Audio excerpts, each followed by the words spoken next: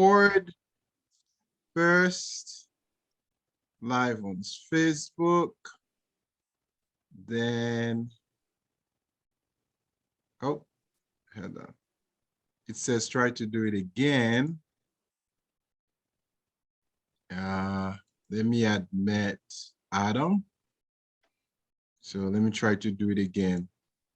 Live on Facebook.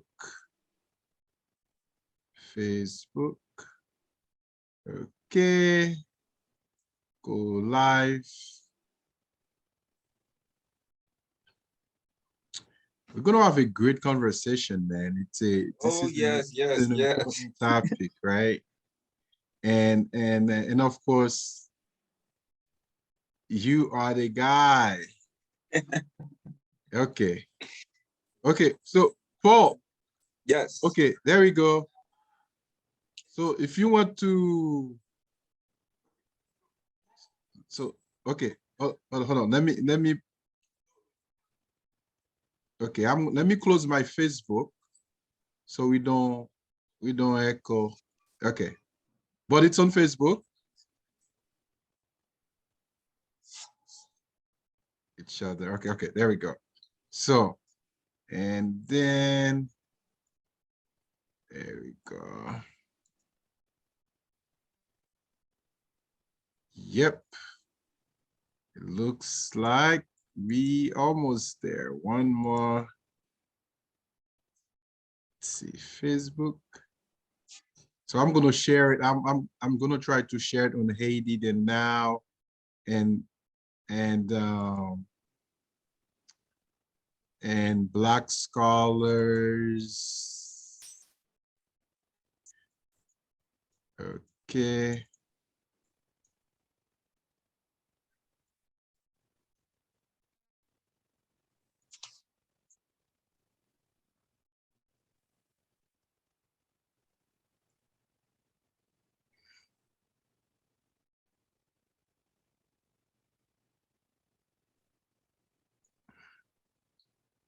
We're gonna begin in a minute. It's 6:02.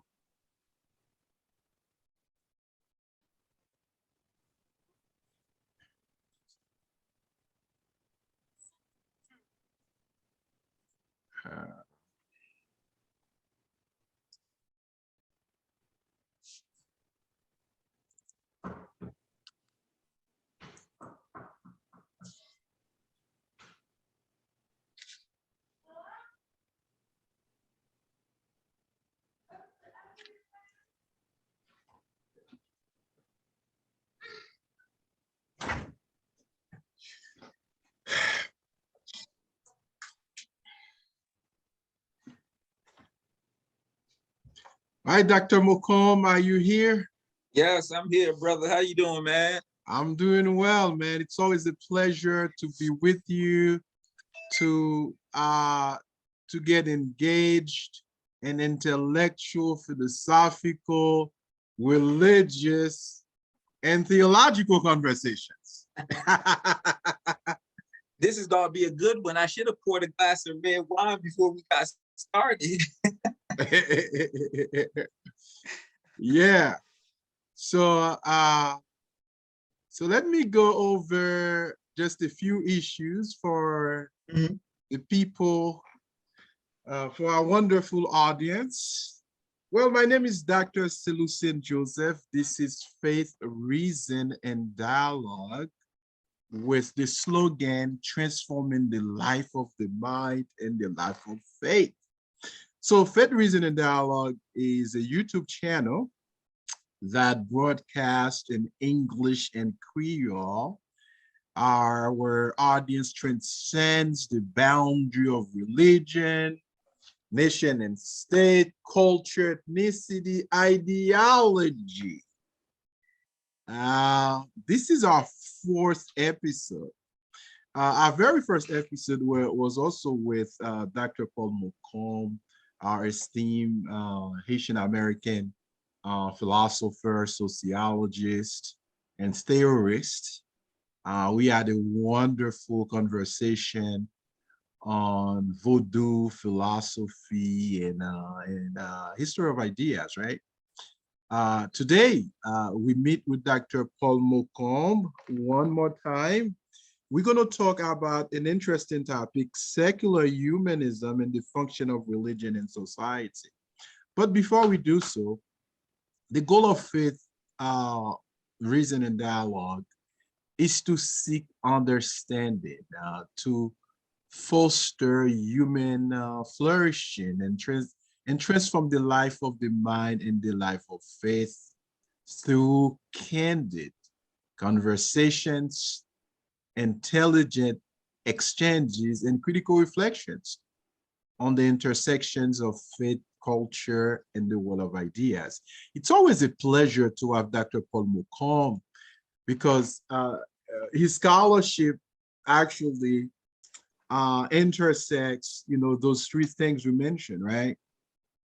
Faith, religion, culture, history of ideas, philosophy, and Dr. Paul Mocombe is such an interdisciplinary scholar who engages in different intellectual traditions, whether we're talking about Western intellectual traditions, modern and ancient, or Black or African, Haitian intellectual tradition. And he has written many books. Now, how many books have you written, young man? Ooh, I lost count, brother. I'm going for 2 Nobel Prizes, one in physics and one in literature, bro. Yeah. In fact, I forgot to mention your specializations in in physics, quantum mechanics, right? Mm-hmm. And theoretical physics. In fact, in some of your works, you actually investigate the principles in the Vodou religion and show correlation with theoretical physics. Absolutely, absolutely. Yeah, especially the idea of consciousness, the way physicists understand consciousness, and the way it is interpreted in the Vodou religion. Yes. And of course, you are a prolific writer. You have written more than 4 dozens articles. I mean, there's so much work. So much work. I don't know when you have time to sleep, man. When do you sleep, man? Hey, all I need is 3 hours. I'm up every morning, 3 a.m. What's the secret, man, to be such a productive scholar? Not just voye monter, as they say in Creole. That means you're not writing useful, meaningful scholarship, but your scholarship has substance. You see what I'm saying? I mean, how do you manage to be so prolific and so engaging, so dynamic in your critical reasoning? Well, my thing is, I feel like I have something to say. I took on, from graduate school on, I took on the goal of reconceptualizing Western theory because there's so many flaws in it. And so that's been my focus since graduate school, reconceptualizing, giving it a different, looking at it from a different angle, because Western theorizing took a turn, a perverse turn that went away from our relationship between the mind, the body, and the world. So now, when you look at Western scholarship, everything is dialectical thinking. But the dialectical thinking does not take place in relations to the mind, body, and the world. Instead, dialectical thinking takes place in relation to the mode of production, which is problematic because all that does is reason becomes reactionary and leads to what we call the cunning of reason. A lot of the philosophies and theories we come up with are perverse logic. So Hegel calls that the cunning of reason. When you focus solely on reason in relations to mode of production, you're no longer in touch or in line with philosophy that is a naturalistic philosophy that connects the human being to nature, to the material reality. Instead, we're connected to ideology. So that's what I've been focused on, demystifying and demythologizing Western philosophy and Western sociology. And they all come out of philosophy. So that's why I focus so much Dr. on. Mocombe, I have a question for you. Mm-hmm. It's an old question, very old question. Would you say there was a time Western thinkers, Western philosophers believed theology was the mother of all sciences, the queen of all sciences? Yes. Not philosophy now, theology. No, I'm with you. Why is that? The reason, and it's not only Western societies that believe that, all of human societies began with theology and religiosity as the basis of thought. Because as Edward Tyler, the anthropologist, pointed out, religion was the first form of science. From religion, you had ethos, a worldview, and that ethos was married to the material reality and how, as human beings, we are to reproduce our lives in that material reality. Now, what happened in Western philosophy began in the 13th century during the Middle Ages.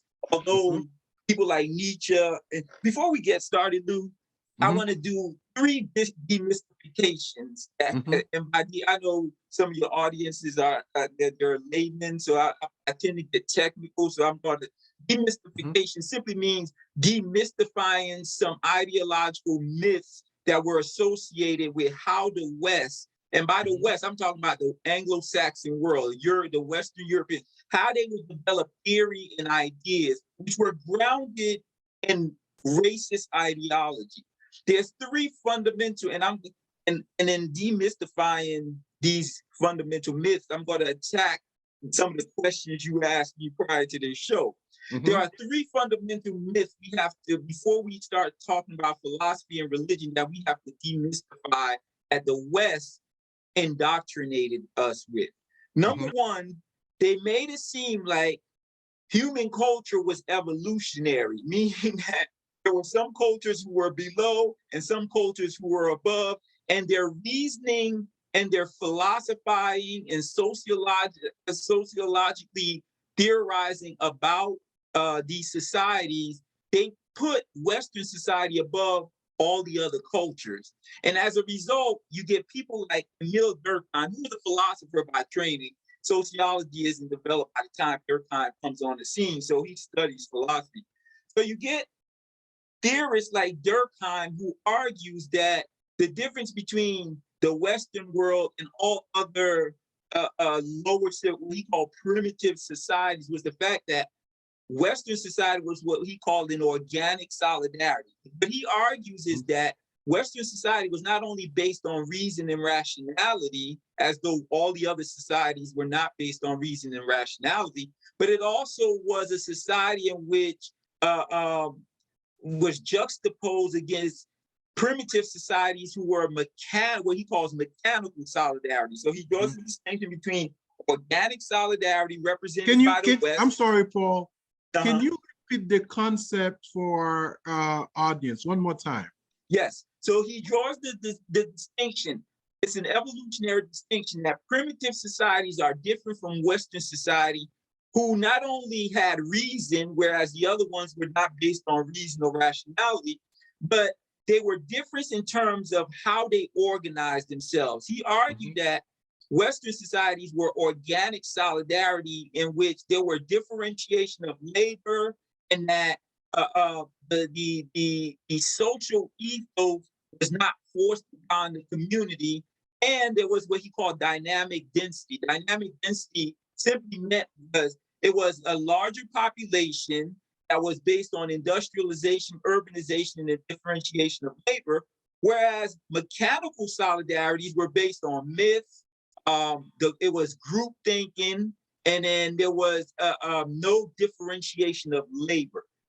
Now, what we've come to know in Western and all societies are mechanical solidarity. Just take the case of the U.S. contemporarily. Right. The aim is to control thought. All societies try to control thought. All societies try to control how you view the world and the ethos and the belief system. We call it nationalism in the West. So all societies are mechanical solidarities. That's the first myth. The second myth, and this is a Nietzschean attack on Nietzsche. People associate Friedrich Nietzsche, who was a 19th century philosopher, with as an existential philosopher who came up with the notion that God is dead. Right. So Western society and philosophical and sociological thought was based on modernity and the notion that reason directs the society and it's no longer based on the myth of God, etc. And that unlike Western society, primitive societies, on the other hand, were very religious, and therefore they weren't modern, they were primitive, and God permeated those societies. That's another fallacy. All of societies are based on religion. God is not dead in Western societies. And I'm going to address why Nietzsche was wrong. And the third myth that we have to get over, so that's the second myth, the notion that God is dead in Western society and we are a rational, modern society versus primitive societies who are based on religion. No, all of societies are based on religiosity. The third myth is the notion that we are able to draw the distinction that science itself is an objective reality that does not have normative values, prescriptive normative values. Now, the thing about religion, all religions have normative values by which that directs us as to how we ought to live our lives. When Western society, science draws a distinction between religiosity and science.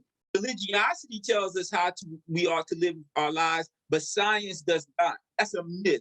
Science does prescribe how, especially contemporarily, because now, as a result of climate change, you have scientists who are telling us how we ought to organize society and live our lives, same as religion. So there's no difference.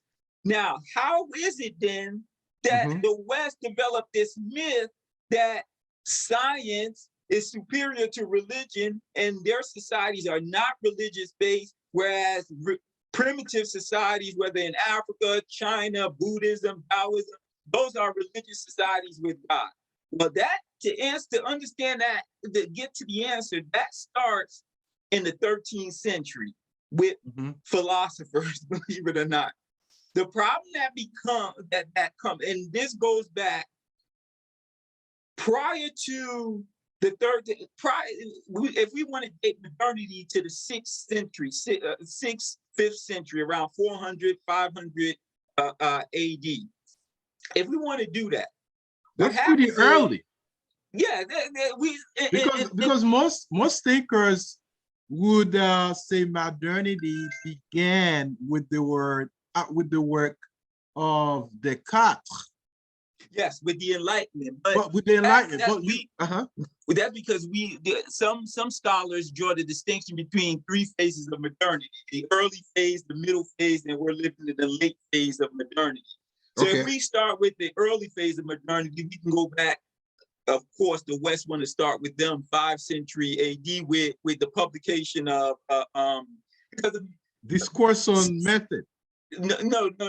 If we start with 500 AD, okay. We're starting with the whole notion that Max Weber introduces, because Weber, and we will get to this. I don't want to jump the gun. I want to hit all of your points, but we'll get to that. So what happens is Western society early on is a religious-based society. Remember, we're talking about the Holy Roman Empire. The Western society is grounded in religiosity. What begins post the Protestant Reformation and Martin Luther and all of them, what begins with anchors in the West is the fact, remember, early on, the scientific community is persecuted by the church. Galileo is persecuted by the church. Descartes refused to publish many of his work because of the fear that he will be persecuted by the Catholic Church. This is why many of the early philosophers, they're constantly moving out of fear of being persecuted by the church. So Western society, even prior to its encounter with Christianity, is still steeped in religiosity. The Druids, all of them, they were religious. All of this stuff we celebrate at Christmas, Santa Claus, all of that comes out of the Norse and all of their religion, their early primitive religion. But what happens is, as thinkers evolve, especially in the Catholic Church, there is this need to separate the relationship between whether or not we this notion, this separation between faith and reason. So if we start with Thomas Aquinas, and Thomas Aquinas is basically trying to refute the early philosophers in Western society. Western society has a problem. The problem begins with, should we equate God with the world, or did God create the world separate from himself? So did God exist first and then created the world, or is God coexistent with the world? So that's metaphysics. But that's religion. That begins in theology. Remember, everything I'm saying right now begins in theology. And the reason why, because the early Western society is trying to figure out how should we live in the world.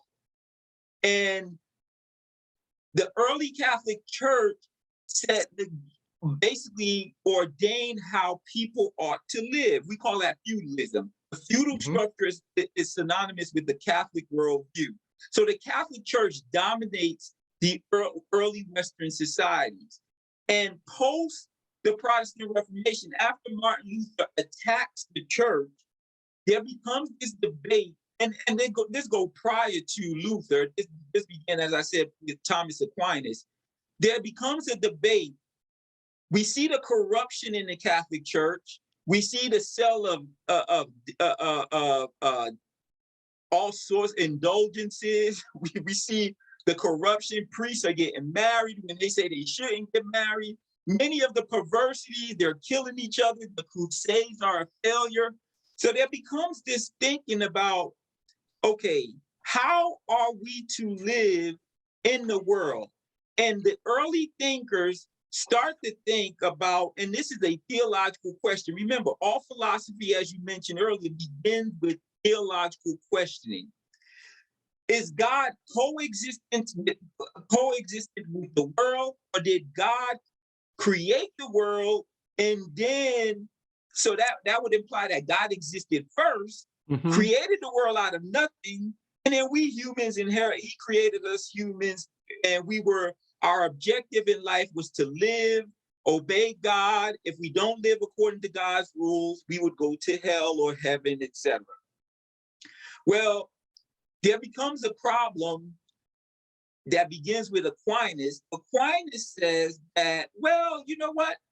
We can see that God is basically in the world. We can see, remember, the early Catholic Church oppresses Aquinas. I know now the Catholic Church celebrates Aquinas, but what Aquinas does is he uses Aristotelian logic to say that God is not separate from the world. We can see God in the world. And he comes up with the 5 proofs for the existence of God in the world, the ontological proof, etc.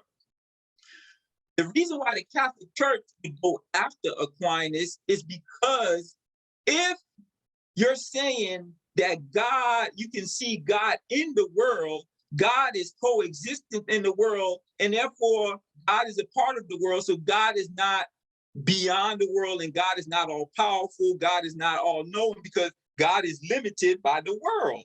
These are theological issues that Aquinas is dealing with that goes against the teachings of the church. Remember, the teachings of the early Catholic Church is God created the world, and then he is separate from the world. He gives us free will to make choices, and if we don't obey God, we are going to hell. Well, now if you make God coexistence with the world, then all of that goes out the window. This is the logic that the early Enlightenment thinkers that we begin modernity with, Descartes, begin to demystify and demythologize. And this is why I said Western modern thought does not begin with does not begin with science. It begins with the demystification and derationalization of Catholic and Protestant teachings. Descartes, at the end, grounds his ideas in the existence of God. So Nietzsche is wrong. Descartes does not throw God out the window. Remember, Descartes is famous for the notion cogito ergo sum. I think, therefore I am. Don't talk about Nietzsche yet. No. We're not there yet. But remember, when I started, I told you there are three things we have to demystify. One of them about Western society is the notion that God is dead. No, what Western society did was they demystified God and removed God out of the world that Aquinas. Remember, Aquinas put God in the world together. And that was accepted. After his death, he becomes a saint in the Catholic Church, and his teachings are accepted. So what begins with Descartes is this removal of God from the world back to the early Catholic teaching that God is separate from the world, created the world out of nothing, and the world and God are two separate entities. Descartes does that. Spinoza, now remember, we begin middle modernity with this notion about there are three rationalist philosophers, three empirical philosophers.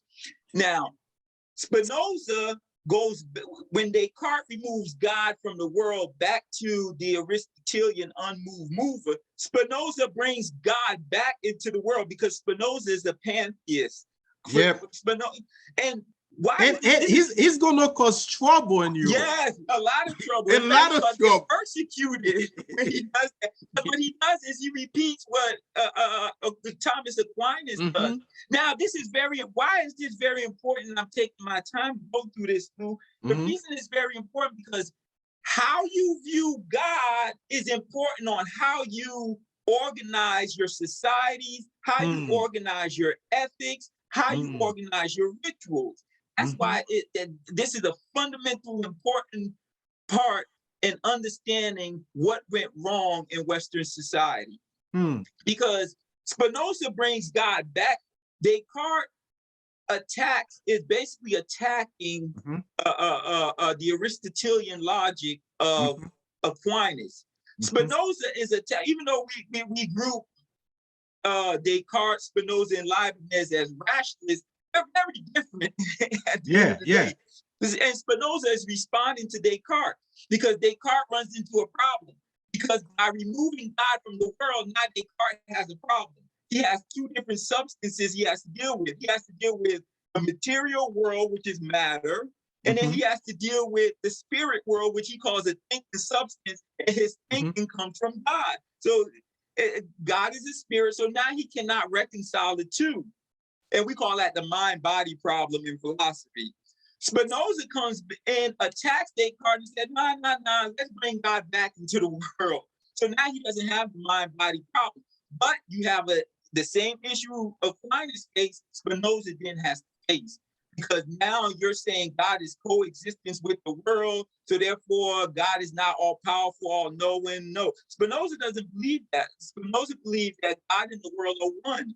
And how we ought to live is a stoic life that respects nature. And by respecting nature, you're respecting God. That is Spinozian metaphysics. Now, what would happen is the rationalist and Leibniz comes in, and Leibniz does even worse. He takes God all out of it, and he makes spirit individual entities he calls monads. But I don't want to get too technical for your audience. But what happens by the time you get to Kant, who is the last of the enlightened philosophers, Kant removes God completely from the world. In fact, he makes the distinction between phenomena and noumena. Now, before we get to Kant, Berkeley, who is an empiricist, because the rationalists and the empiricists run into the same issue. Berkeley, who is a bishop, by the way, he is an empiricist. He does the same thing as Spinoza. He introduces God back into the world. How he does introduce God, now he's responding to Locke. How he does introduce God back into the world is by saying, okay, Descartes is wrong and Spinoza is wrong. Everything is spirit. Everything is ideas. That's what he does. Now, Kant is the one that's going to mess up Western society. What Kant does is he says, you know what? We don't even know if God and the world are one and the same. We can't even know. All we can know is about the world. But we have to assume that God is there. But God does not participate in the world. So he introduces the concept called noumena and phenomena. He said, all I can know is phenomena. I can't know noumena. I can't even know God. But I have faith. And theology, they call that, it's a doctrine called the transcendence of God. Yes, exactly. So he makes, and Aristotle calls that the unmoved mover. And the unmoved mover, yeah. Well, in theology comes from the philosophy of Kant, because Kant is what's called a transcendental idealist. Because he says, all I can know is phenomena and how my mind structures the phenomena that I know. He calls that the categorical imperatives of the mind. So now what happens in Western society, and this ends with Kant. Kant is the one that gets religion out of the material world. And he says, all we can base on is reason, and reason will tell us how we ought to live in the material world, because we can never know God, because God is transcendent and does not participate in the material world. So now, Western society, as a result of Kant and his categorical imperative and his emphasis on reason and rationality, you get the emergence of science, because Galileo, Newton, all of these thinkers that will, Newton and all of these scientific thinkers who will come after Kant will focus on the material world and how reason can help us improve the material world. And so therefore, why Nietzsche was wrong is the fact that what we've just discussed for the past 20 minutes is the fact that these thinkers begin by demythologizing God and not getting rid of God. God just becomes transcendent. And but isn't it, hold on, Paul. Guys, this is such a detailed intro. Again, when you're dealing with Dr. Mocombe, just get ready. But Paul, let me stop you for a minute. Then now, the idea of that God is above creation, right? Or the transcendence of God in theology.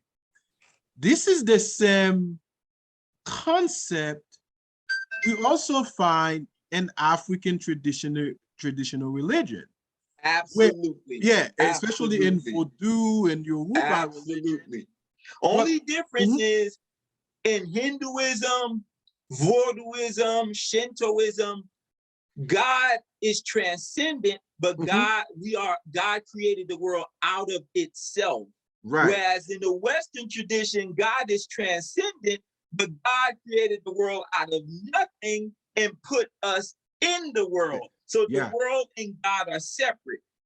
Eastern traditions and African traditions do not say that. In the Eastern and African tradition, God and the world are they coexist. They're one in the same. It's pantheistic. And that's where, if we look in the Western tradition, Spinoza was on that path. Aquinas was on that path. That's where they were going. Interestingly, for Spinoza, being a Jewish thinker, you see, that was radical. Yes, it was. That was radical. Persecuted by his own community. So interestingly, guys, again, we're here with Dr. Paul Mocombe. Dr. Mocombe, thank you for this detailed introduction. It's about to get deep. And then we're here to to have a great conversation on secular humanism with Oh, Dr. we're getting Mocombe, there. We're getting there, brother. and yeah, That's and the the next function of phase. religion. So what we're gonna do, Dr. Mocombe, in the first part, right? We're gonna try to engage the ideas of secular humanism, Mhm. okay, and the question of theism, and then in the second part, we're gonna study together, talk about the function. I'm saying functions with an S now of religion in society. But interestingly, of course, you give us a 25-minute intro. But what's interesting in your introduction is that the world, ideas, philosophy, science began with their critical engagement with theism, not Absolutely. non-theistic humanism. This is very important. Absolutely. People should know, because a lot of people believe, everything began with humanism. That No, is not true. no. It's people's attempt to make sense of the world in which they live in, but they had to find a reference, a transcendent reference, and that person or that being is God. Yes. But And, how would and you? Uh-huh. it's the first, remember, as I said earlier on, religion is the first form of science. Mm-hmm. And the West is the one that confuses us by making that distinction, because that's an important distinction. Because if you believe that God is coexistence with the world, or is a pantheistic God, the religiosity remains in the world. But if you remove God from the world and make it a transcendent God that created the world out of nothing and place us in the world and just simply breathe life into us, then you get the rise of what you were getting at, secular humanism. Now, what is secular humanism?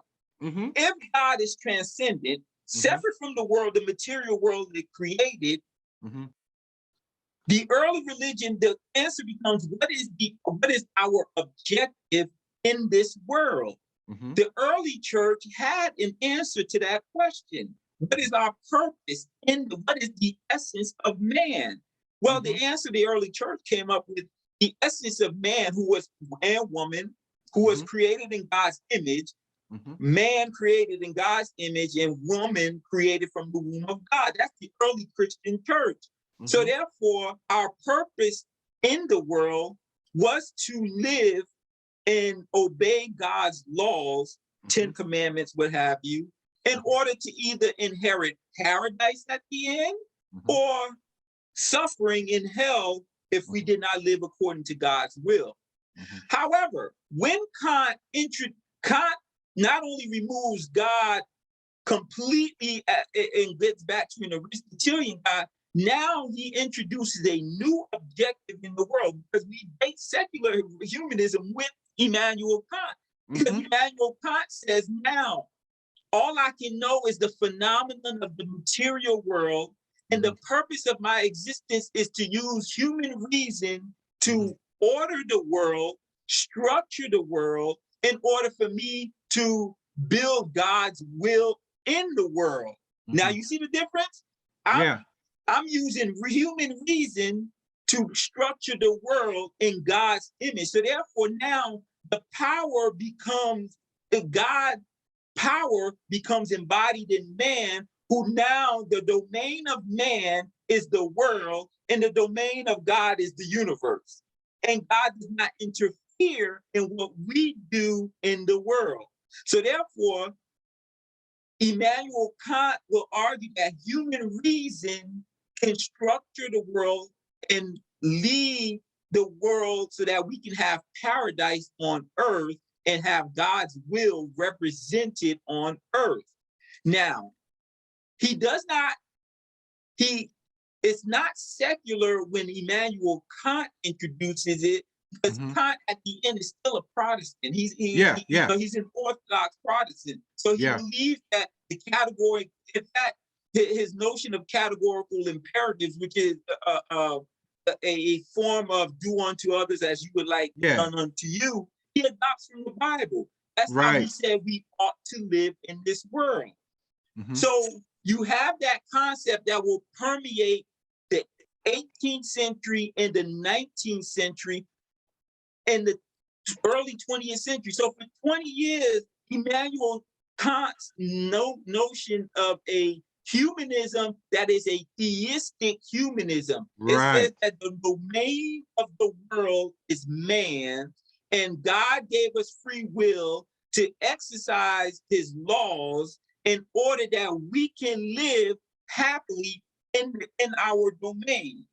So you get now the emergence of the application of human reason to improve God's creation. So Newton, you get the scientific revolution, where all of this is the progress towards human freedom, as some philosophers will argue, the structure of the world, human progress, and you start to see the rise of what we would call modernity. So these philosophers, Spinoza, Descartes, Leibniz, and the culmination in Kant will give rise to what we call modernity in the intellectual sphere, as well as because the knowledge that will be produced when Kant makes this distinction between phenomena and noumena is the emphasis on improving the material world so that we can live comfortably as a sign, and this becomes the Protestant ethos in Western society, as a sign that we have favor with God.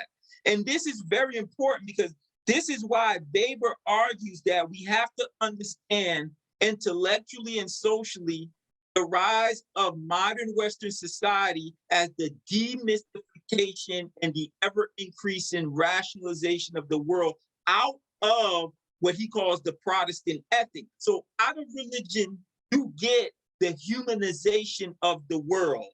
This notion that we can use human reason to improve on the material world so that we can live comfortably to show that we have favor with God. This is theistic humanism.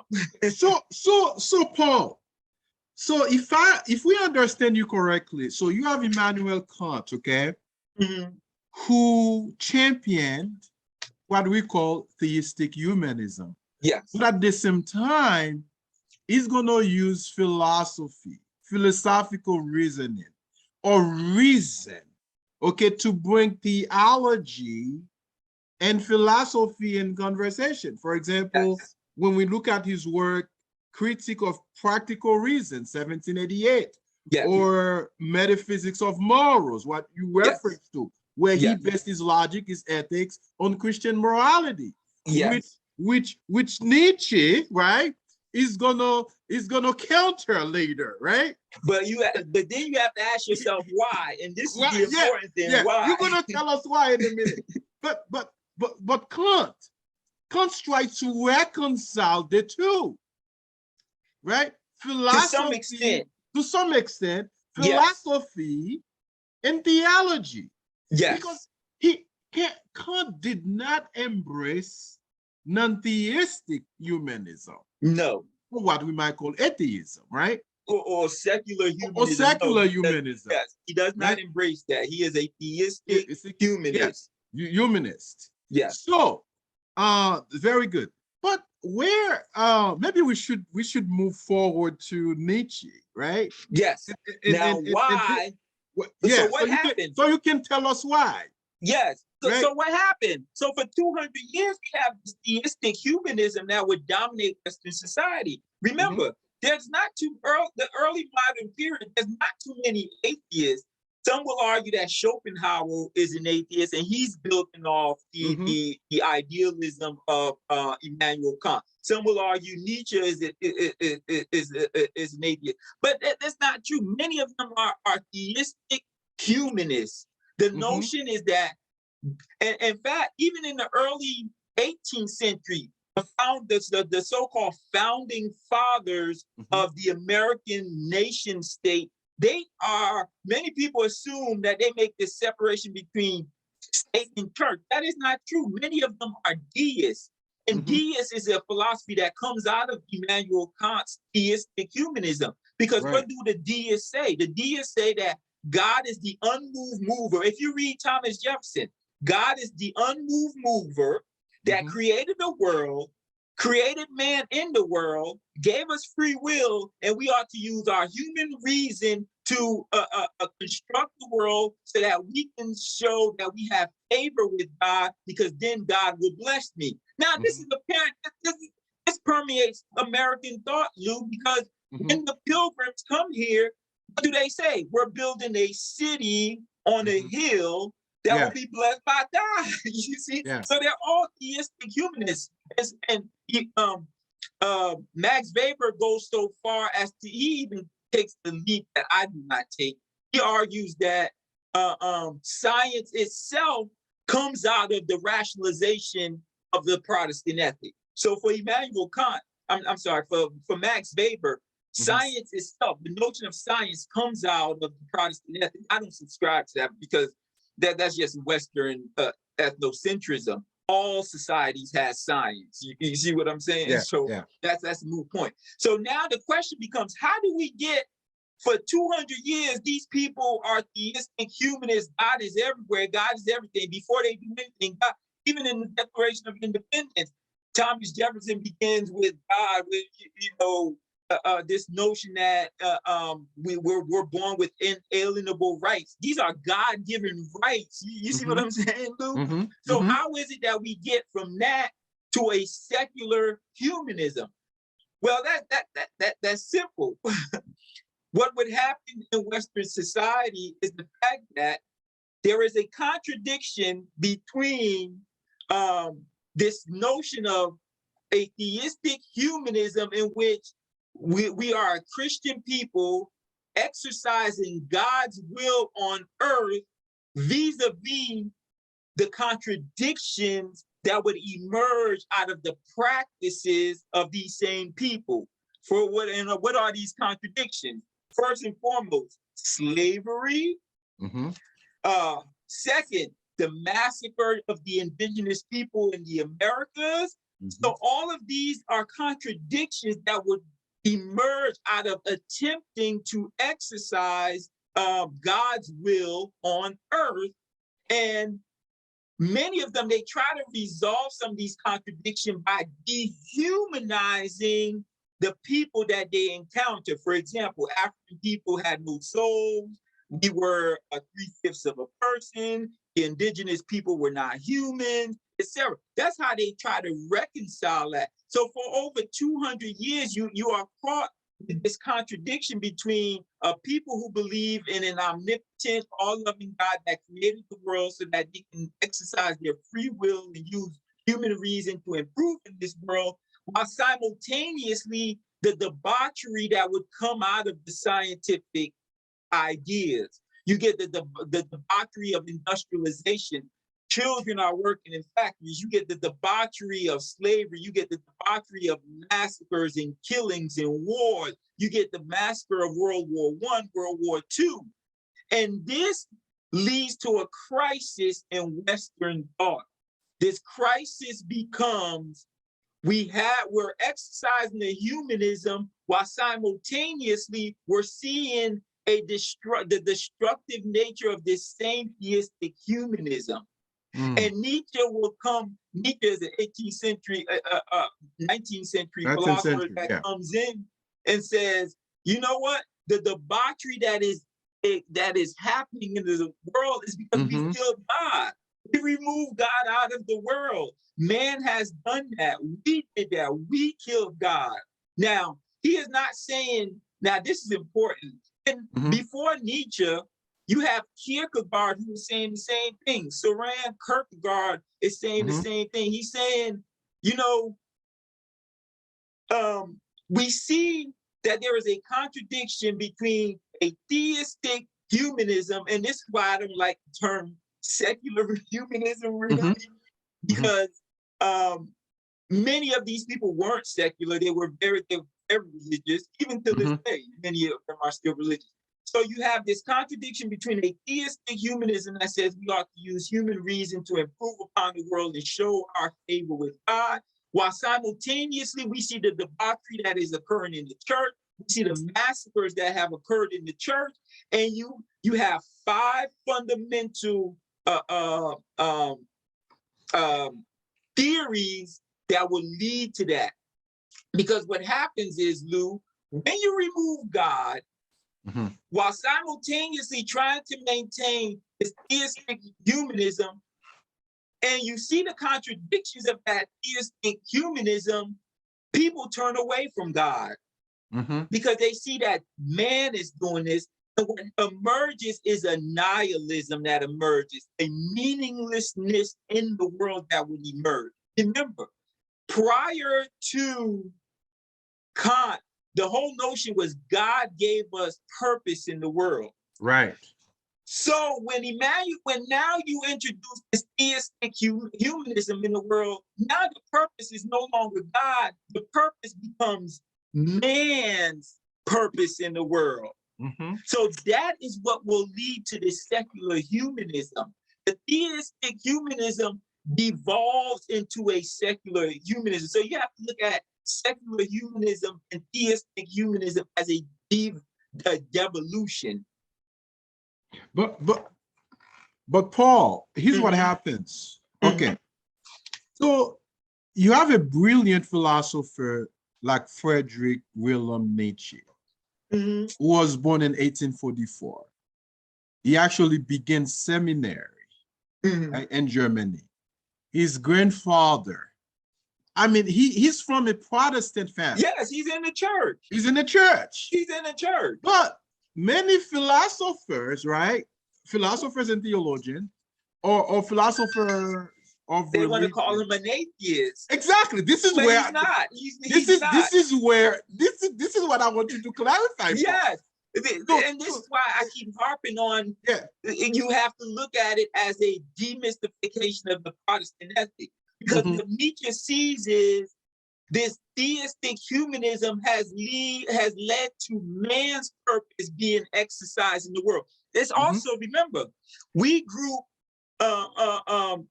Nietzsche with what we call the existential philosopher. Yes. Because there are 5 responses that will take place as a result of this theistic humanism that will emerge out of Kant's theory. You have existentialism, you have absurdism, you have you have postmodernism, you have I include wokeism, but it could be part of postmodernism, and then you have metamodernism. And before we end, that's where I put your work in metamodernism and many other. We'll get to that. Now, these are 5 responses to the theistic humanism. Now, you see, I'm purposely not saying secular humanism. Yeah, that's fine. That's fine. Okay? It's intentional because I want people to know that Western society is no different from primitive society. It started out of theology.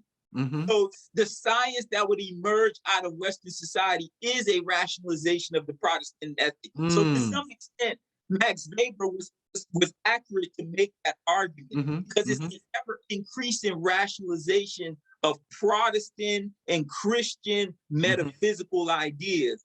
This is what leads Immanuel Kant to this theistic humanism. But the problem that would emerge, the problem that would emerge is a nihilism, because once nihilism is simply mean a meaninglessness in life. Right. What happens is, because of the debaucheries that would occur, because now these philosophers, these theologians are not seeing that God's will is being exercised. You can't massacre and enslave people and think that is God's will, even though the people who are doing it try to remember. Slavery, the killing of indigenous people, that's not a secular humanist act, Lou. It was done and rationalized by Christians. They used the Bible to rationalize everything they were doing. They said God's will us to do this. In fact, there were prominent Christian theologians they were who defended slavery at that time. When the Pilgrims landed here, Lou, they came across in Massachusetts. They came across food that was buried by the natives during the winter for food, and they said this was a sign of God's blessing. So they stole everything. How in the world is that God's will? That doesn't make any sense. So the first response to this contradiction between a theistic humanism that would emerge out of Enlightenment and the debauchery associated with it was a meaninglessness that many of the early responses to Kant are people like Kierkegaard. Kierkegaard says this is not God's will. And this is why we date existentialism with Kierkegaard. Kierkegaard is the first. He was a Christian. Yeah, of course, Yeah. of course. Remember, they are attacking this contradiction between you're saying that God created this material world for us to live and produce, but at the same time, we're not living according to God's will. So you get nihilism that would emerge of meaningless. There is no objective, but we're witnessing this man's objective in the world. This is why Nietzsche, when he comes along following Kierkegaard, he is attacking this theistic humanism. He is saying, no, in this world where man is enslaving people, where we're the killing and the debauchery, what we have is the death of God. God is no longer in this world. But we already know that, God, because Immanuel Kant and all of these philosophers have removed God as separate from the world. So if God is separate from the world, whose will is being exercised in the world? It is man's will that's being exercised in the world.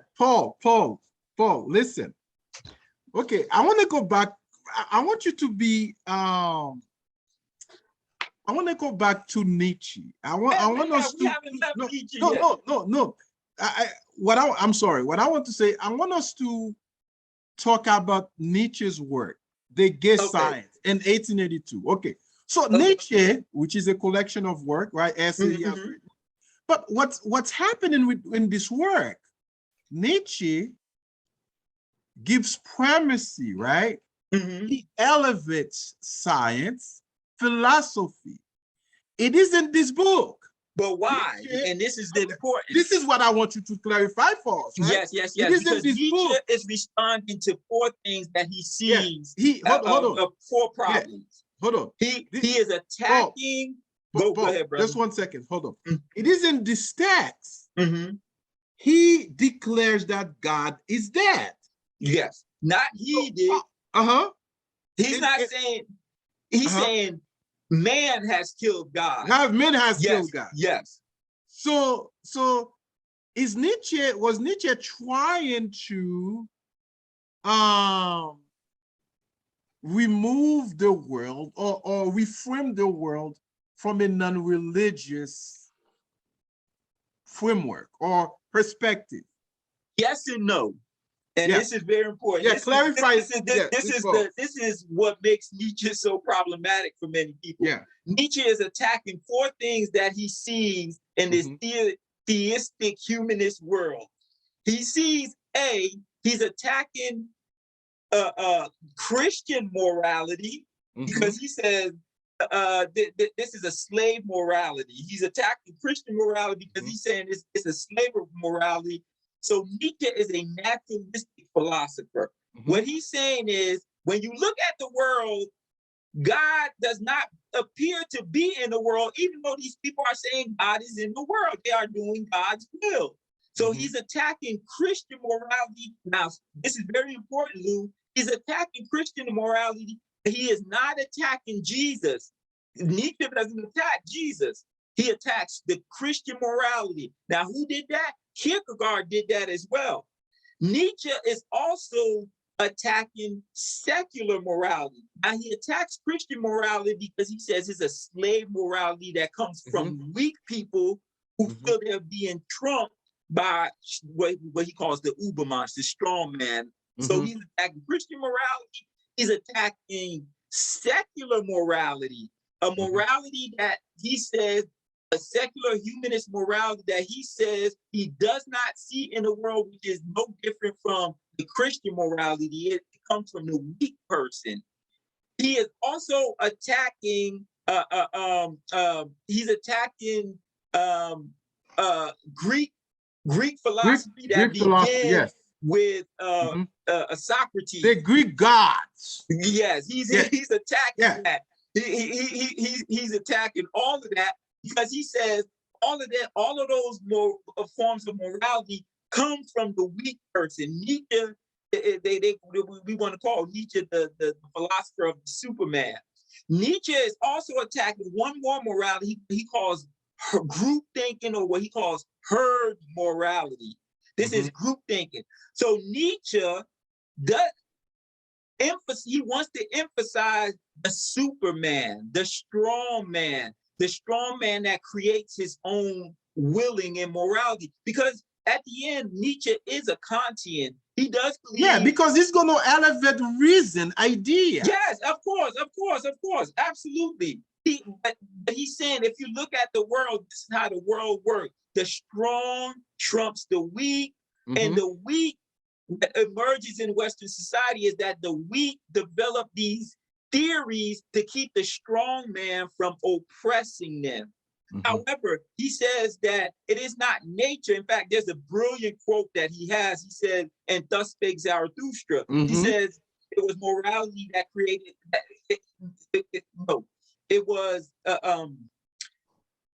Oh God, what is the quote? It was morality. It was morality that protected life against despair and the leap into nothingness among men and classes who were oppressed and violated. It is the experience of being powerless against man, not nature, that generates the most desperate embitterment against existence.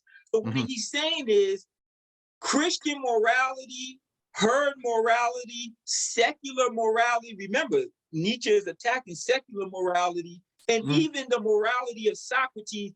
Those are moralities that were developed by weak people to protect themselves from the strong. So Nietzsche, or as this says, the invention of religion, right? Greek religion was grounded on the human needs for survival. Yeah, absolutely. So that's how you got rid of. Yes, absolutely, to protect themselves. Absolutely. Yeah, to protect themselves. Yeah. So Nietzsche, so existentialism is the first reaction to this secular humanism. It begins with Kierkegaard. It culminates with Nietzsche. I'm sorry, it culminates actually with Jean-Paul Sartre. Jean-Paul Sartre. Yeah, because what emerged is now in a world in which God is removed from it and God is dead, we get nihilism, a meaninglessness in life. So now there's no objective, there's no reality. The strong trumps the weak. And remember, Nietzsche is embracing Schopenhauer's will. So the strong man with a strong will oppress the weaker man. So in such a world, what is the purpose of life?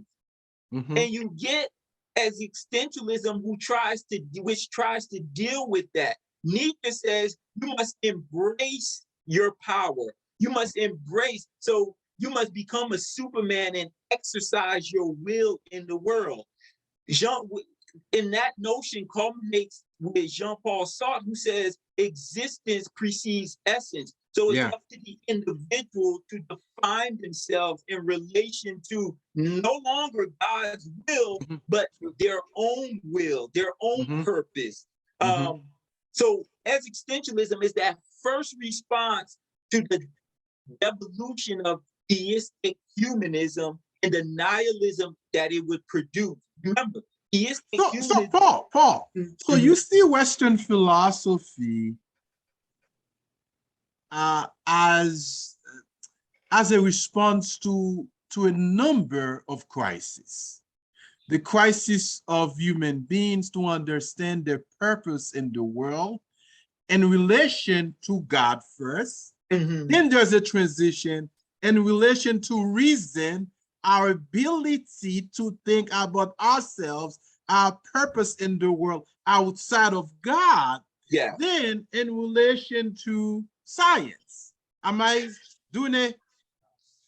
Yes and no, because reason in the mind of the Western man, reason is coterminous with science. Science, yeah. So when we say reason, we're also talking about the scientific process as well, and how what the scientific process. Remember, what Nietzsche is saying: God, a man killed God because he realized he now has power over the world because of his reasoning and the science and the scientific progress that came about as a result of that reasoning. We produce automobiles, we produce airplanes, we produce so much out of that science, out of our own reason. So we began to celebrate ourselves. And in celebrating yourself, what emerges is now a secular humanism that is different from the theistic humanism that Immanuel Kant introduced.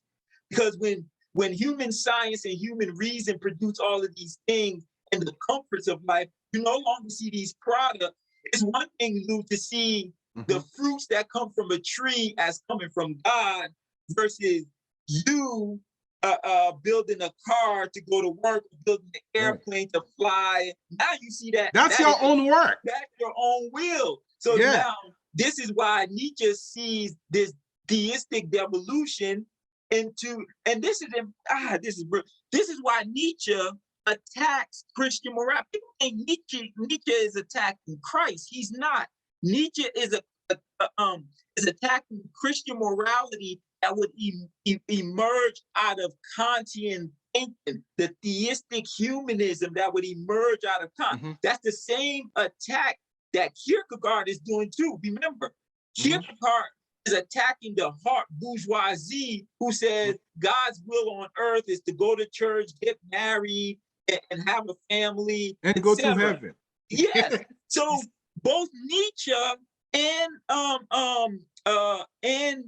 Kierkegaard, under the umbrella of existentialism, are attacking not Christ, but the Christian theistic humanism that would emerge in the society out of Immanuel Kant's reasoning. So existentialism is a response to that, to the nihilism that would emerge over time out of that theistic humanism, because man started to celebrate. When you read the Gay Science and Thus Spake Zarathustra, man is starting to celebrate himself. So now Nietzsche and Kierkegaard attack the theistic humanism, and they attack the secular humanism that would emerge out of man, and I use man generically, man celebrating himself as well. And a part of that existentialism is in that circle, because the question becomes now, if I'm celebrating myself as a human being, all of the products of my labor, the hard work, why do I need God? There's no need for God anymore.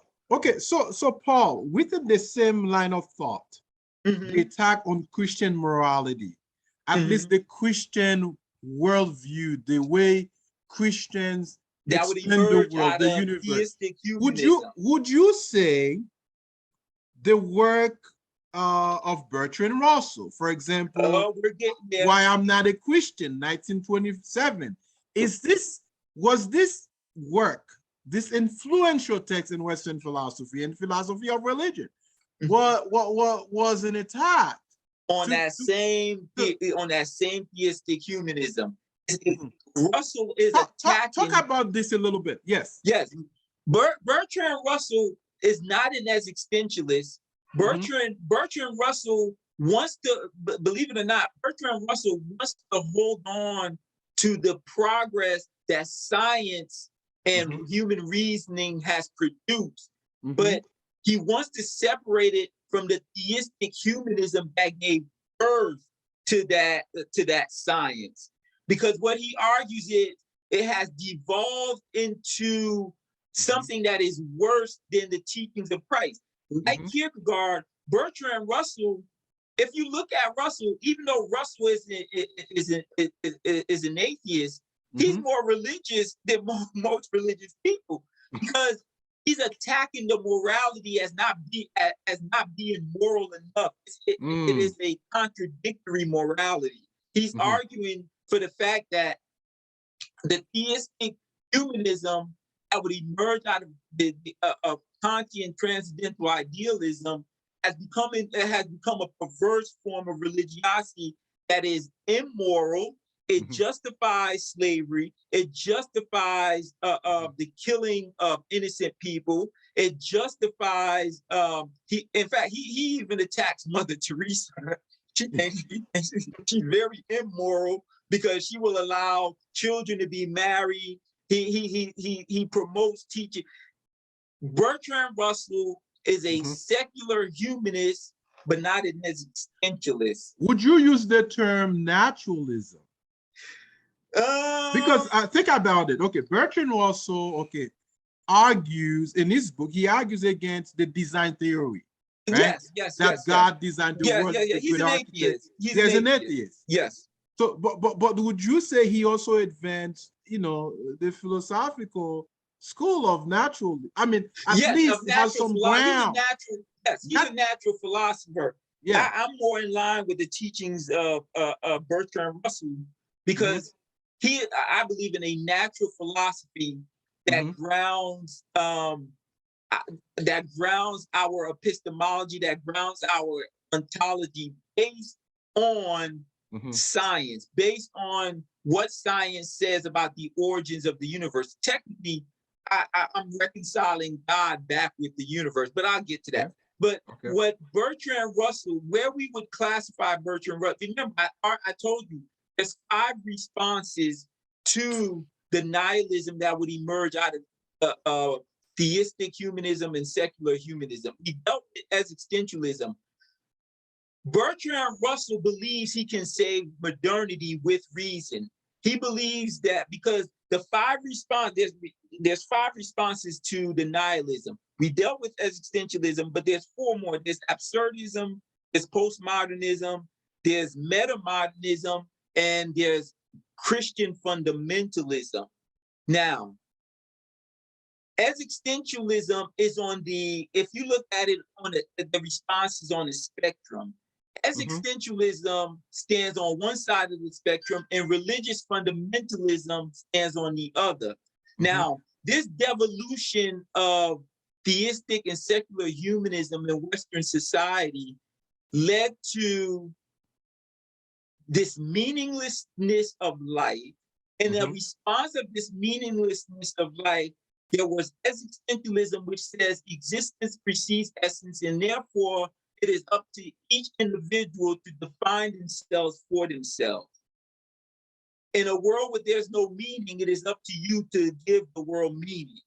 Absurdism, which is associated with Albert Camus, he argues, no, you should not embrace existentialism. You should not kill yourself, because Camus opens up his work by saying the problem of philosophy, there's only one problem with philosophy, and that's the problem of suicide, whether or not to kill ourselves.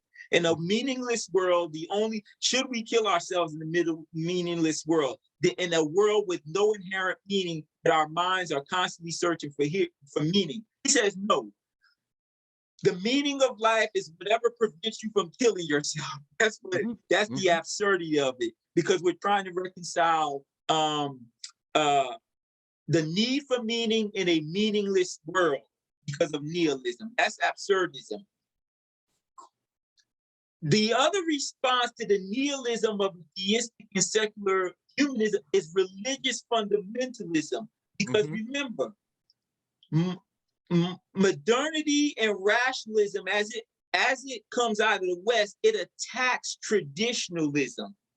So the response is either existentialism and says we embrace the meaninglessness of life and therefore define ourselves for ourselves, or embrace the traditionalism even more. Kierkegaard says we need to embrace the traditionalism. We need to take a leap of faith. It's funny. Kierkegaard is what we call a religious existentialist. He believes in embracing, but him and Camus offer the same solution.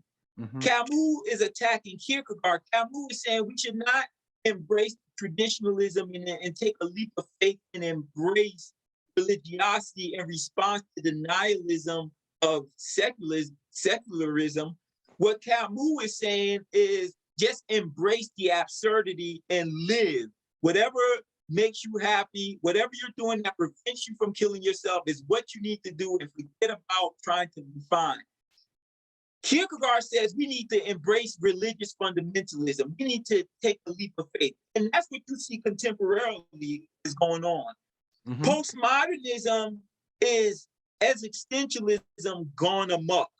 We've thrown, and this is very important, Lou, because Bertrand Russell is trying to fix secular humanism in relation to existentialism, in relation to Christian fundamentalism, and in relation to postmodernism. So he's trying to save modernity from the perversities of the cunning of reasoning. He's attacking existentialism, he's attacking postmodernism, and he's attacking religious fundamentalism. That's why he gave the lecture, Why I Am Not a Christian, because the response to the nihilism of theistic and secular humanism is either existentialism in all its variety, because existentialism, absurdism, postmodernism are the responses to the nihilism associated with secular humanism and theistic humanism on the one side, and religious fundamentalism on the other side. Russell is trying to save science and the scientific process that comes out of modernity in relation to these two contradictory positions, as existentialism on the one hand and religious fundamentalism on the other hand. That's the Russellian project, because he sees the perversities that in the midst of denialism. If you look at existentialism and absurdism and postmodernism, they are a reaction to the humanist project of modernity. They are a reaction. So postmodernism is simply existentialism run amok. It says, I need to define myself for myself, regardless of science, regardless, there's no objective truth. We have to get rid of meta narratives. We have to get rid of and embrace the individual and all its contradictions. That is existentialism gone amok. And religious fundamentalism says I need to embrace tradition. I need to take a leap of faith and embrace the religiosity in response to the nihilism of modernity. Russell is trying to save the science and reason of modernity in relations to those two things by arguing that we have to begin by understanding the ontology of the world using reason, and based on that ontology, that's how we organize the world. This is the project I'm doing. Now, correct me if I get you right. I think you and many post-colonial scholars, you all are what we call meta-modernists. You're trying to hold on to the modernist position by fighting to be recognized within the modernist position. That's how I read your work. What I mean by that is, I view you to believe in reason in the scientific process that comes out of modernity, but you want to get rid of the perversities of modernity, the marginalization, the enslavement, the cunning, that is true, all the nihilism that comes out of modernity. So you want to save modernity by incorporating all those who've been marginalized out of the scientific project and the progress of modernity. Whereas me and Bertrand Russell, and this is where we differ, me and Bertrand Russell, we argue, and this is why I'm going to take us where I began. I'm trying to, people think I'm an atheist. I'm actually trying to bring God back into the world by saying that modernity began incorrectly with their assumption of how the universe was created and how God, if it exists, created the universe. So I'm saying let's reconceptualize modernity and then figure out how we ought to live in that new conception of modernity. Whereas for me, I see you and your work and many other post-colonial scholars as saying modernity and the progress that it had in mind was the correct start, but it marginalized so many groups. We need to fight to be incorporated in that modernity. So this is where I think we differ. But I think that's a fair reading of my work. Okay, I just want to make sure. But Paul, there are questions for you. Let's begin with the first one. There is that's from Brother Sam Shavers Jr. On Facebook. Here it is, Paul. What must the church do or continue to do to ensure she's fulfilling her duty in human flourishing? That's of you, Pastor Paul. See, and this is why I went through all of that. Now, remember, I said religious fundamentalism is also not existentialism and absurdism and postmodernism are not the only response to the crisis, the nihilistic crisis in secular humanism and theistic humanism. But religious fundamentalism is also, as Russell would say, religious fundamentalism is also a problem. It can be a problem when you misinterpret the moral prescriptions, the normative prescriptions by which we ought to organize the world. By that I mean, I'm going to hit on a very sensitive topic for many people. Let's take the homosexual issue in the church. Okay. Now, many people will argue in the Bible, homosexuality is wrong. We need to persecute homosexuals, kill them. But that's not being a Christian, is it? Absolutely not. Because it's one thing to say homosexuality is wrong, but it's another thing to say we ought to persecute homosexuals. There's two different logics. Yes, homosexuality is wrong, but how do we deal with it in everyday practice? Should we promote homosexuality in the public sphere, or should we leave it to, just like any other sin, it's a sin that, that ought to be understood, but say it is not appropriate for the public sphere. Religion does not deal with these moral issues correctly. And this is what Bertrand Russell was trying to say in the Why I Am Not a Christian text. He's saying we are overly moral and we're persecuting people. We should be more like Christ. In fact, he says we should be more like Christ was more moral than most Christians. So for me, I do believe that the church plays a role in organizing and prescribing moral. I don't believe that secular humanism or science can prescribe morality to us in the way religion gets some of the morals wrong. And this is where, should we burn women? Should we burn women for committing adultery? All of that? No. The problem is and again, once again, I'm an atheist, so I do see. But you still, as an atheist, you still believe in some of the values of the church, absolutely, to contribute not only to the common good, but towards human flourishing in the world. Absolutely. But if you were to give like 3 to 4 examples, how should the church do that to make the world, our society, a better place? For me, first example, the world should focus on its relationship between the human mind, body, in relation to the material world. Because in my theorizing, the world is if I want to, I have a theoretical concept called the absolute vacuum. Some people who've critiqued my work it says that the absolute vacuum is no different from God. That's a fair criticism.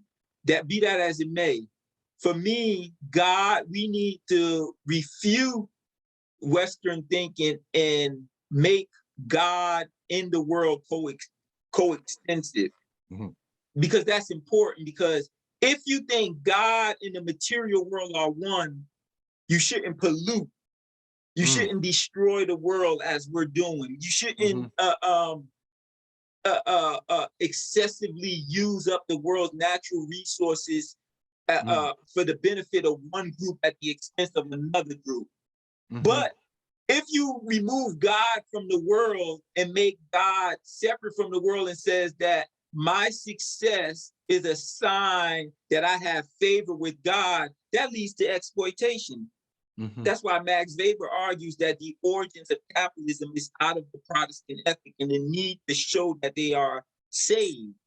Whereas if from my perspective, if God and the world are coexistence, you don't do that. You realize all natural resources are precious, as many Eastern philosophy argues, and that we need to share what we have on the earth, not at the expense of one over the other. We need to protect the natural environment. We need to consume less. We need to stop polluting the natural environment, because by polluting the environment, you're polluting God. So those are some of the examples that when we reconceptualize God and make God coextensive with the material world, then there's certain ways of existence that we will not practice. We won't. Thank you, sir.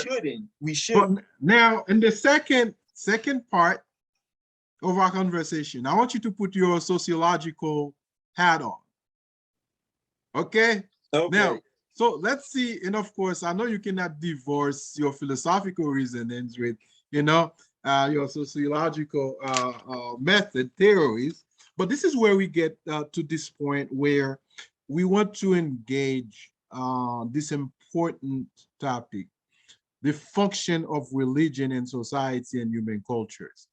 And of course, I want you to consider some of the most influential works in sociology or sociology of religion. For example, we're talking about Karl Marx, right? Work on religion, Max Weber that you mentioned, Protestant Ethics, which he published in 1904, and Durkheim, Elementary Forms of Religion, 1921, Price Mars in 1928, even Du Bois, The Negro Church, 1903. I mean, but before we get more specific in this conversation, I want you maybe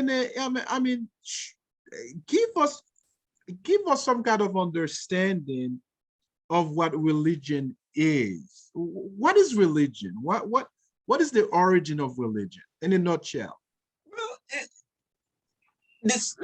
the sociological origins of this religion is no different from its philosophical origins. Religion is the first form of science by which we try to form a relationship between ourselves and the natural environment and what role we should play in that environment. So religion has an ontology. It says that this is what exists. Now, this thing that exists, who created it?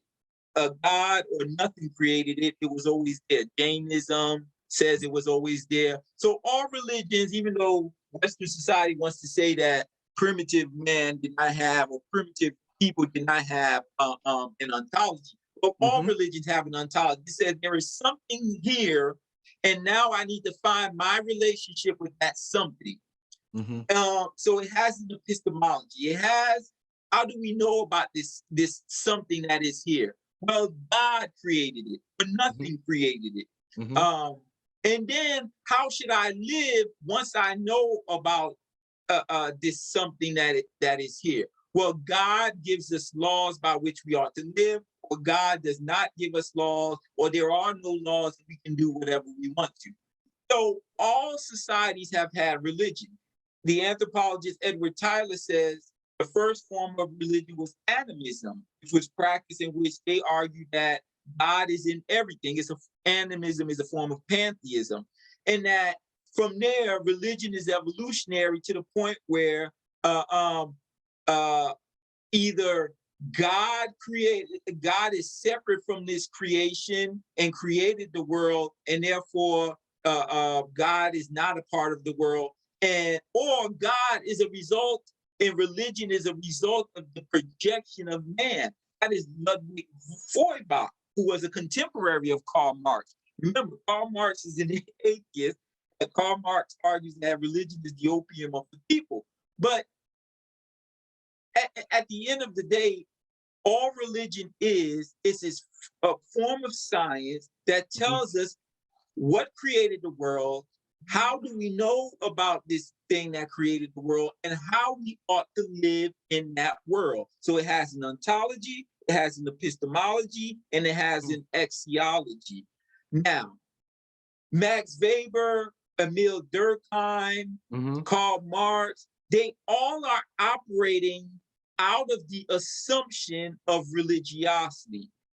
They're trying to understand the world that they've inherited and what is the origins, the ontology of the world, the epistemology of the world, the axiology of the world. So the split of the sociology of religion from the philosophy of religion takes place in the 19th century in this demarcation between what role science should play and whether or not religion still has a role in the progress that science has made. So now the Western world has made a distinction between science and religion, as though the two should never meet, and the one is based on faith and the other one is based on reason. But that's a false dichotomy, as we spent an hour showing in the Western world, because it's the religion that gave rise to the philosophy, the sociology of the Western world. So the function, once we make that distinction between the science and religion as separate and based on faith, and science based on reason, now the question becomes, in modern society, what role, if any, should religion play? In the Western world, there's this distinction between church and state.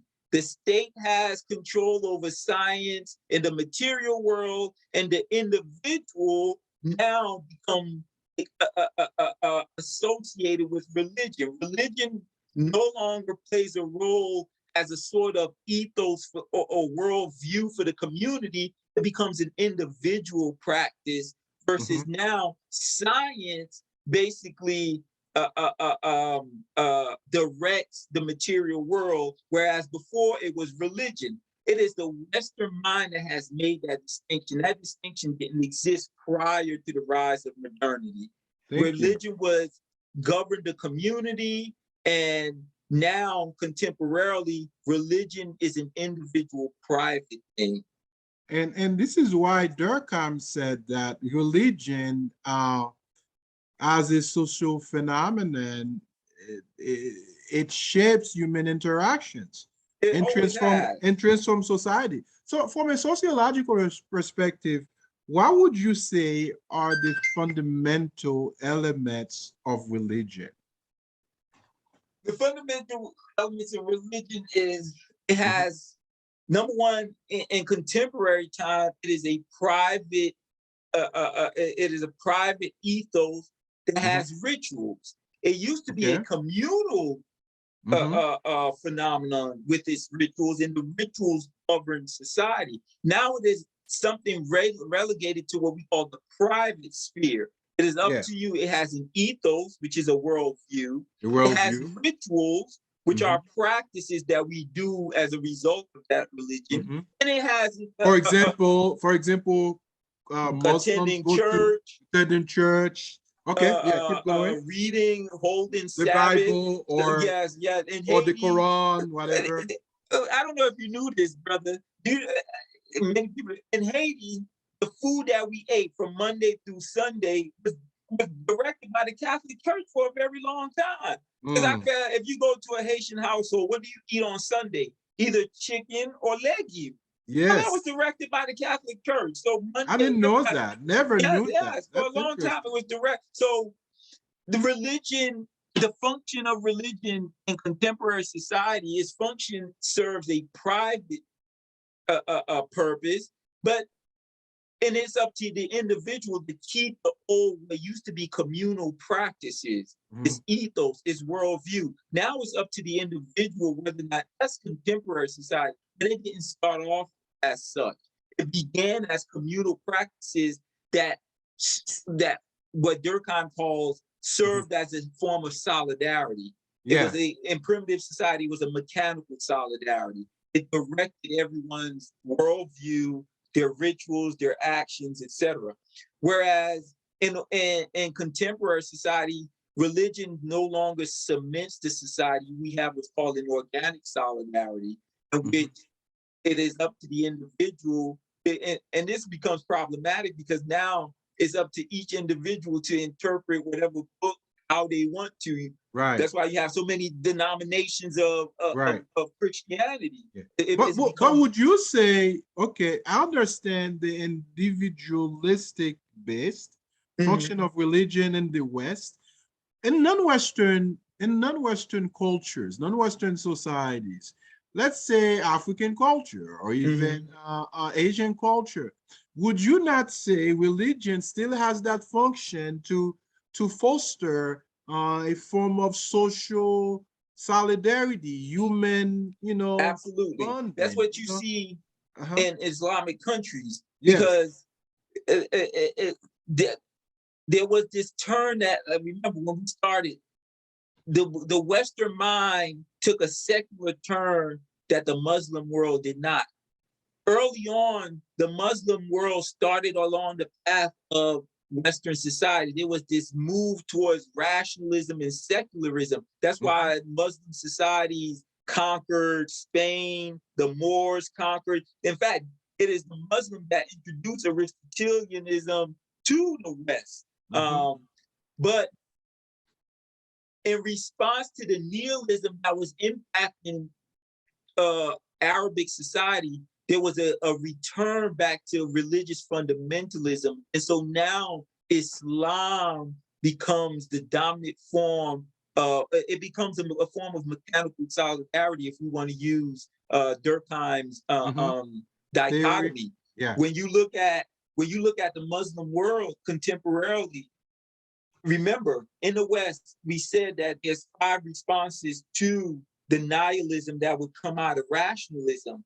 And the West focused on the existential component as opposed to the fundamentalist component. And then you ended up with postmodernism and wokeism in the West. Whereas what happened in the Middle East is that they rejected the rationalism of science. They rejected they rejected the existentialism that comes out of modernity and embraced a fundamentalism, a religious fundamentalism in which Islam becomes a form of mechanical solidarity that continues to govern the Middle East, whereas here in the West, we embrace the existential component. So if you look at it on the spectrum, the Muslim world embraced religious fundamentalism as a response to the nihilism that comes out of pure reason, and in the West embraced in fact, to understand what's happening, the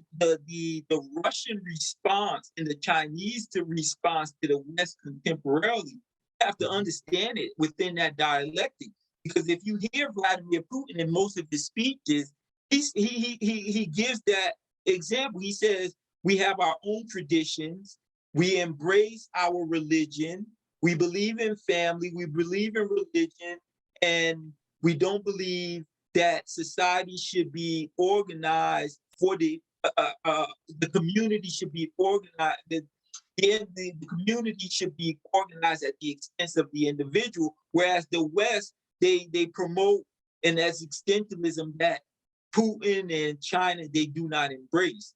That's very fundamental to understand that dichotomy. So let me ask you another question, right? Mm-hmm. So there's a decline, a tremendous decline Mm-hmm. of religion, especially Christianity in the Yes. West. Yes. For example, in France, in England, right? Uh, Mm-hmm. less than 15% of the French population commits to Christianity, and Yes. it's even worse in England, where Islam has become or progressively the one of the most dominant religious traditions, right? Yes. In England. Now, in a recent article published by Christianity Today, Mm-hmm. it was conducted by Pew Project. Mm-hmm. According to that research, by 2070, Christianity will likely make up less than half the U.S. population, right? Yes. So, my question: do you see is religion good for society?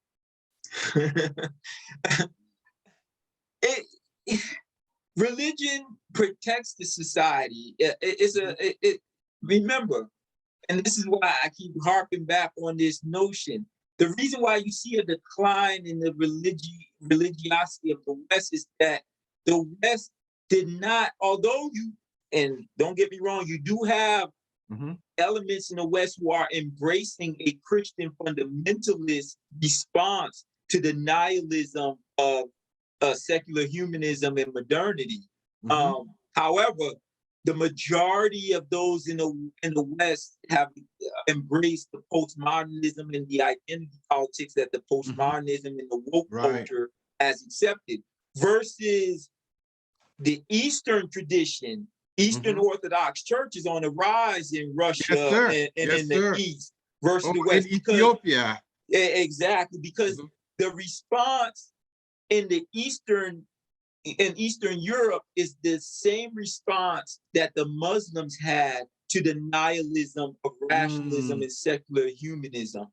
Mhm. Um, the Arabic world embraced religious fundamentalism, whereas in the in Eastern Europe they're doing the same. Whereas in the West, the embrace was not of religious fundamentalists. In fact, we look down on the religious fundamentalists. If you listen to Joe Biden's speech a couple of weeks ago, he Mhm. attacked the religious fundamentalists, and I never thought I would live to hear that in American society, but Mhm. um, because there is an embrace of the existential, absurdist, and postmodernist response to the nihilism of modernity and rationalism. Because the key question you didn't ask is the Mhm. problem reason itself?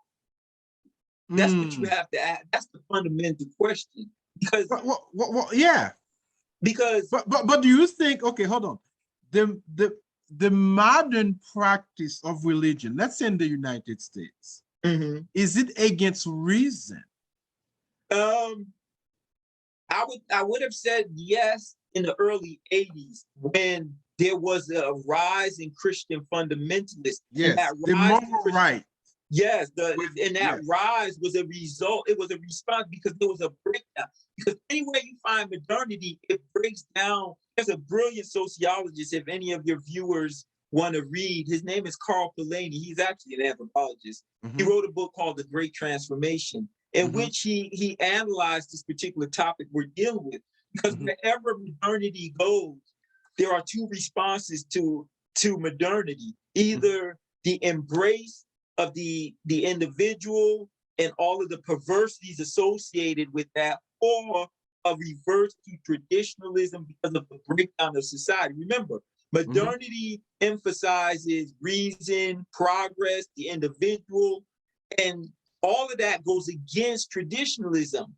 And if you look at it, Lou, in, Mhm.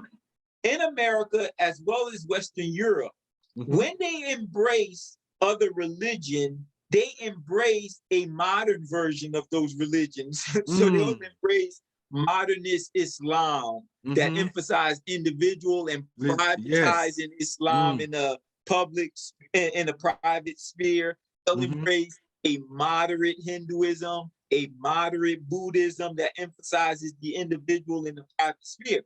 they do not embrace traditional Islam that says Islam and the rules of Islam should govern your Let's say community. Islam in Pakistan, I've got Turkey. No. But why is that? Is the West trying to, what's the word I'm looking for? Contextualize,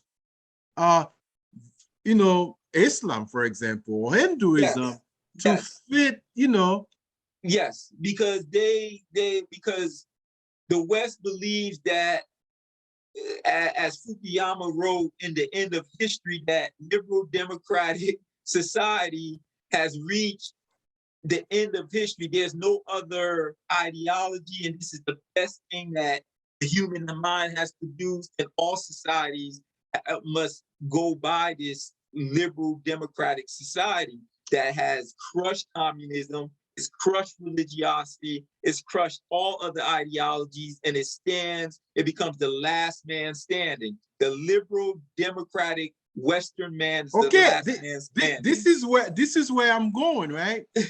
Earlier you mentioned what postmodernism has introduced to the West, right? You mentioned, for example, identity politics, and at the university, right, level, right? It's no longer in the university; it's everywhere. It's everywhere in popular culture. Yes. Everything, and of course the liberal perspectives, worldviews of the Democratic Party. And of course, I'm not saying I don't want people to misunderstand what we're saying now. We are not siding with a particular political party. I'm just giving some examples. They're both bad. Yeah, they're both bad. Exactly. Just to frame my question. So my question is there any hope for our society? In other words, Paul, no. From a sociological perspective. This is from a sociological perspective, no. How can religion produce social change? See, the thing is, just look at the response to the Muslim world, and anywhere in which the individual is stressed, all societies are destroyed. If you look at the United States is a paragon, a model of the Holy Roman Empire. And on its decline, the emphasis was on the individual at the expense of the traditions of Rome, the individual in an absurd form of existential thinking. So traditionalism and religiosity becomes a reaction against that as a means to protect society and the individual, because tradition and religion protects the individual from him or herself. There's an interesting concept in philosophy called epistemic responsibility. In the West, you can believe the individual, especially in this current contemporary postmodern world we live in, the individual can define him or herself for themselves, no matter, regardless of the contradiction. So if I want to be a they, I could even choose my own pronoun. That's the absurdities of reasoning. Traditionalism protects us from that because traditions and religion says you are not allowed to believe anything you want to believe, because what you believe has an impact on other people. So therefore you have an epistemic responsibility as to what you believe in. Even Nietzsche, who believed in the Superman, also believed that society, the individual, should not be allowed to do or believe anything that they want to, because society can't bear that. Think about it, Lou. We are, because we have not curtailed what we believe in, we have potential now, because we've allowed our reasoning to run amok. We've created weapons that can destroy the world 10 times over.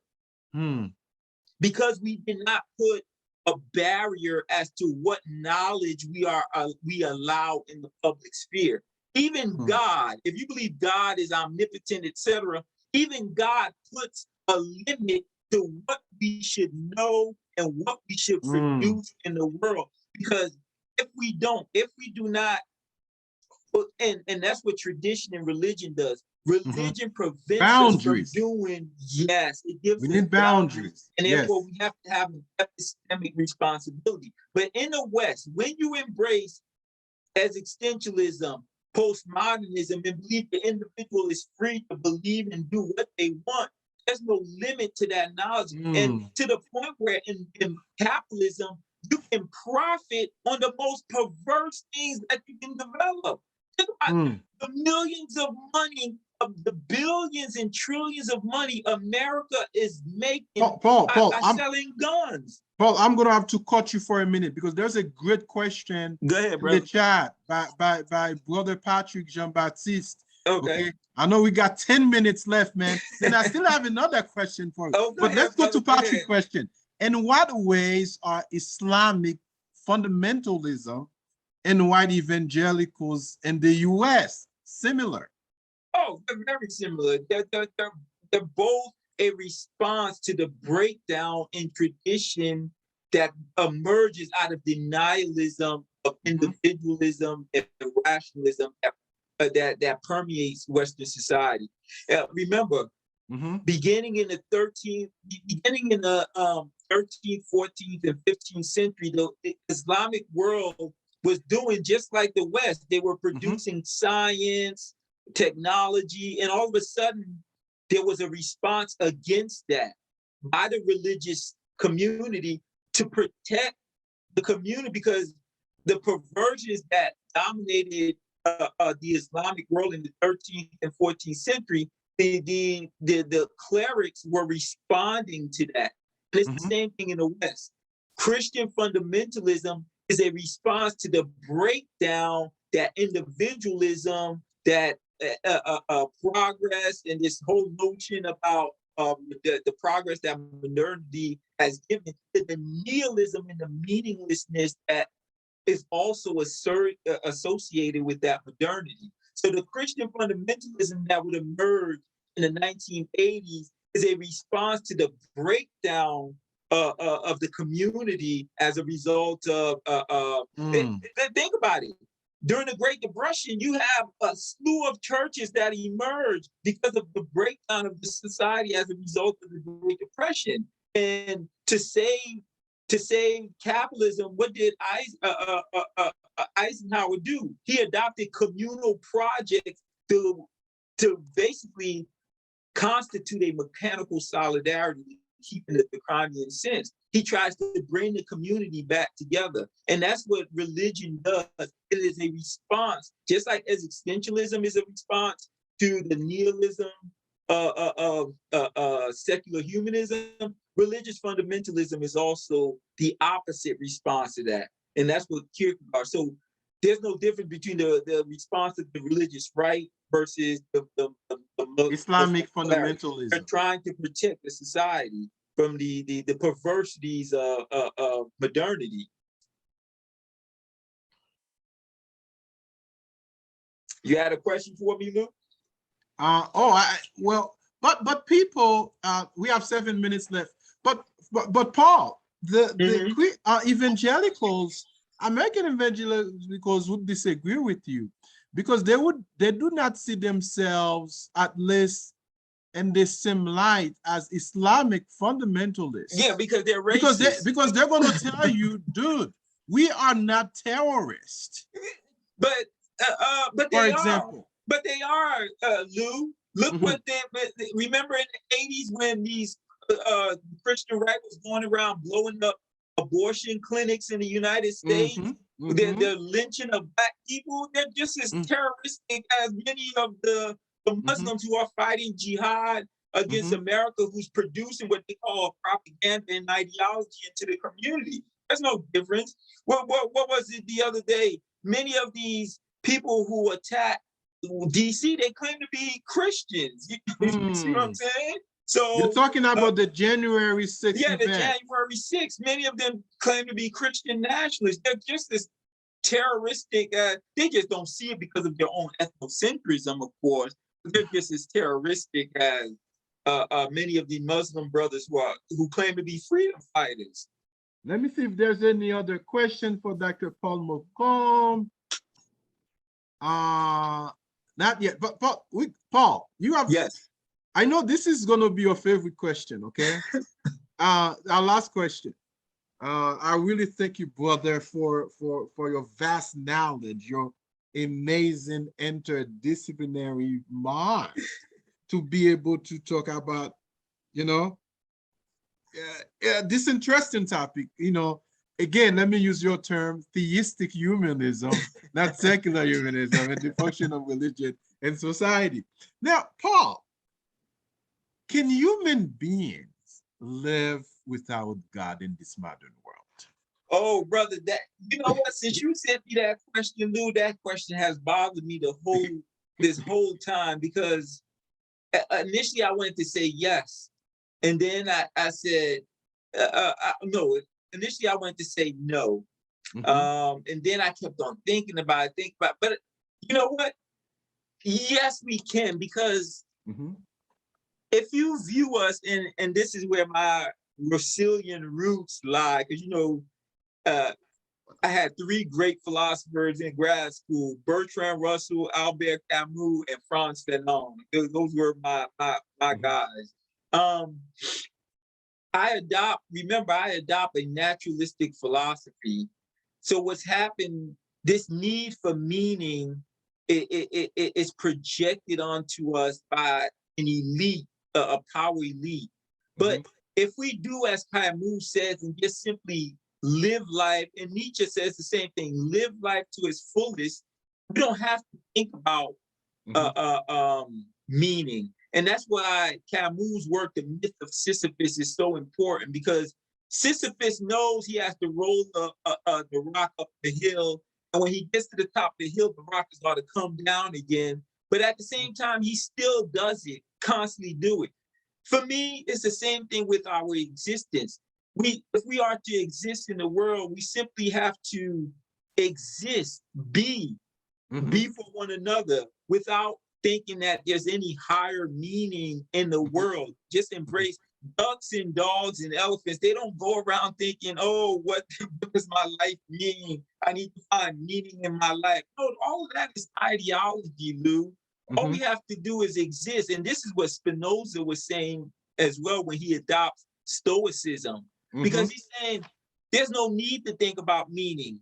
Enjoy life, be in the world. But we have an elite who has projected these ideas, these ideologies and propaganda to make us believe that we have meaning. So you have young people, Lou, 13, 14, 9 years old, thinking, oh, I need to find myself. Am I a boy? Am I a girl? It's perverse. It's insane. Just exist. But we want to find meaning because the West have embraced existentialism and postmodernism. I don't. And I'm not a fundamentalist. I'm not a Christian fundamentalist. I'm not a Muslim fundamentalist. But when the community gives you meaning in life, there's no need for you to then go find your own meaning. When God gives you meaning in life, there's no need for you to find meaning. But when you embrace existentialism, there's this perverse and obsession with meaning and defining myself for myself, blah, blah, blah, all of this foolishness that is very destructive to the human spirit. We must embrace life, like as Camus says. And suicide is not an option. Just exist is an option. Whatever makes you happy, you do it to its fullest. But this obsession with meaning and trying to define ourselves, that's detrimental, because when the person doesn't have meaning in their lives, that leads to what the times call anomie. You know what I'm saying? And there are suicidal tendencies associated with this anomie. You have egoistic suicide, altruistic suicide. So we have to be careful in this incessant need to define ourselves, to look for meaning in the world. No, embrace the absurdity of the world and exist. Just love each other. It makes no sense. All right. Thank you, Dr. Paul Mocombe, for this amazing interview on secular humanism and the function of religion and society. Again, this is Dr. Celucien Joseph for faith, reason, and dialogue. Paul, last word. You got 30 seconds. Oh, I'm good. I stand with Russia. Paul, you have the photo with it. Thank you guys for watching, for your great questions. Have a good weekend. Thanks, Dr. Paul. All right, brother. All right, bye-bye.